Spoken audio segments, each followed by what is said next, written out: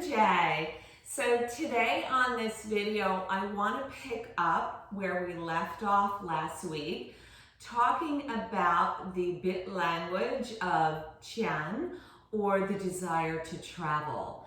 So I did give you a few things to do in the past 2 weeks. The first was to interact with the energy of sky, which is the symbolic language for the desire to travel.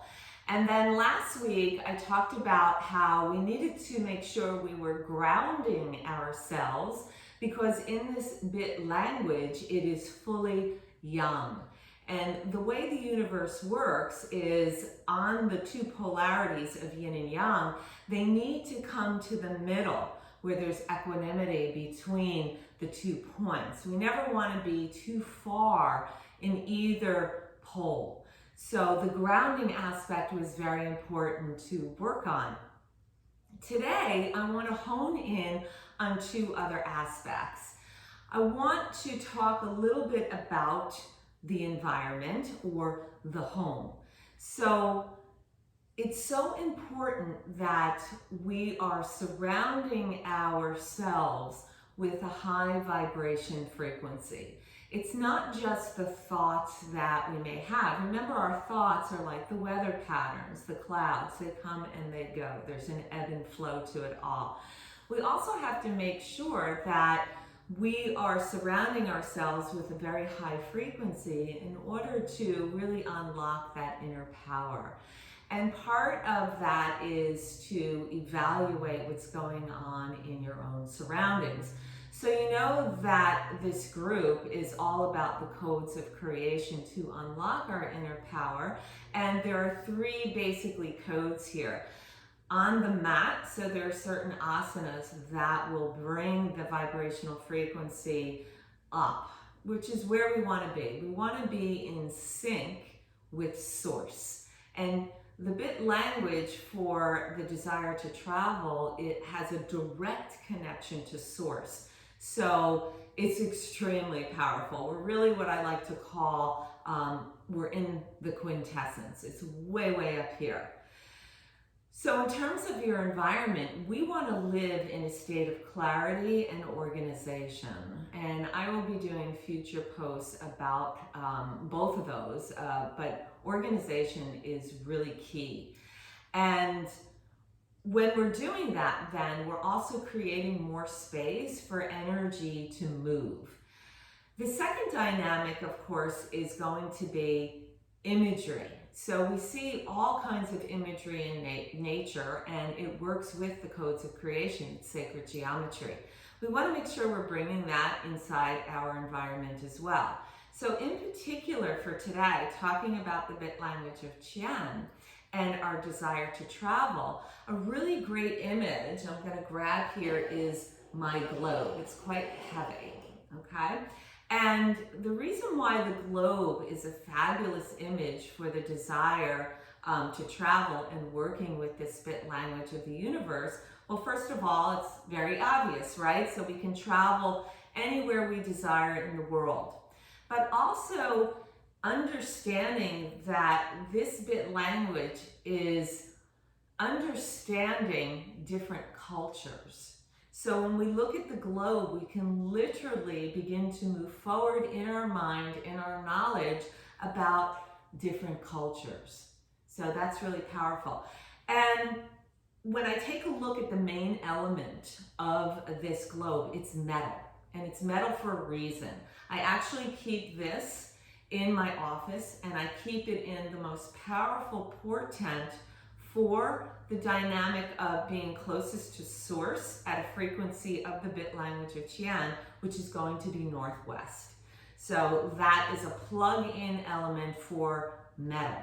So this is a great imagery that you'll want to think about to go ahead and employ inside your environment, and especially in the northwest portent. The next dynamic I want to tune into is on the mat.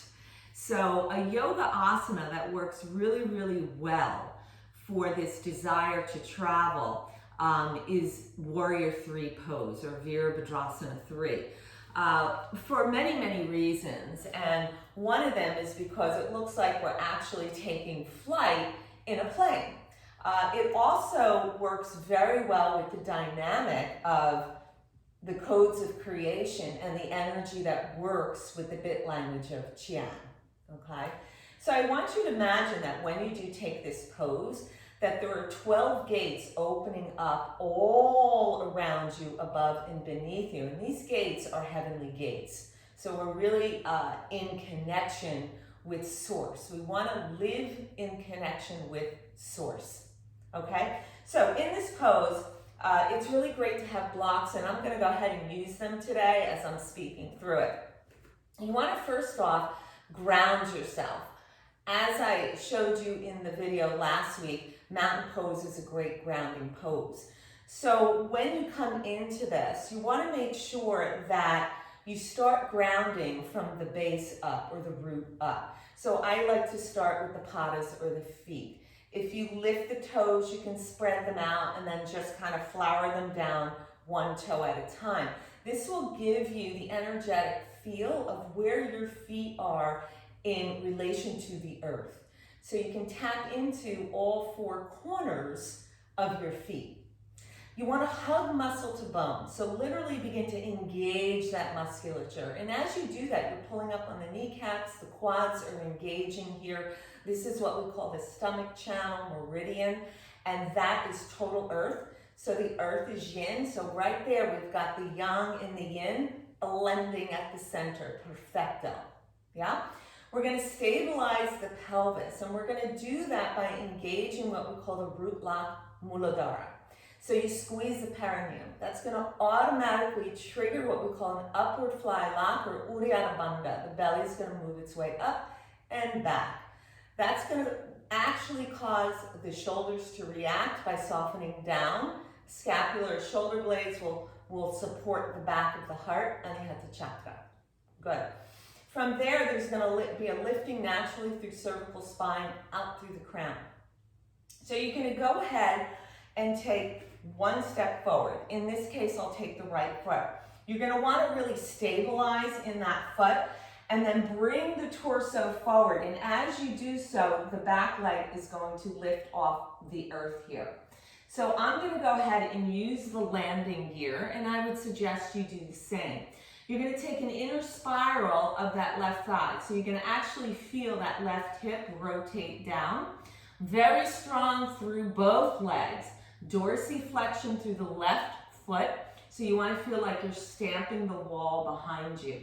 Elongate out of the waist. Rib cage elongates. Gazing towards the earth.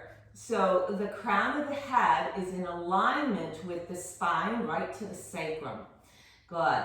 Release the shoulders, ease the jaw, elongate the neck. And you can hang out here as long as you'd like. Imagine those 12 gates opening. And then you can go ahead and release the left foot to join the right. Come back to your mountain pose. So I gave you that option of the landing gear so you can work through that. Virabhadrasana 3 also has different arm positions here. So you can take this pose as you come into it. You can go ahead and wing. So let's say you stay here in your landing gear. Maybe you want to pick the hands up, maybe float them back, maybe take a T position, or traditionally the arms come forward so the elbows are along the ear. So you would want to take this pose also on the opposite side. So in this case, coming back, finding that whole root system, the left leg would step forward, torso begins to truncate forward parallel to the earth, and the back leg, in this case the right leg, will float. So again, you can take arm positions, landing gear, all works, and just soar through space.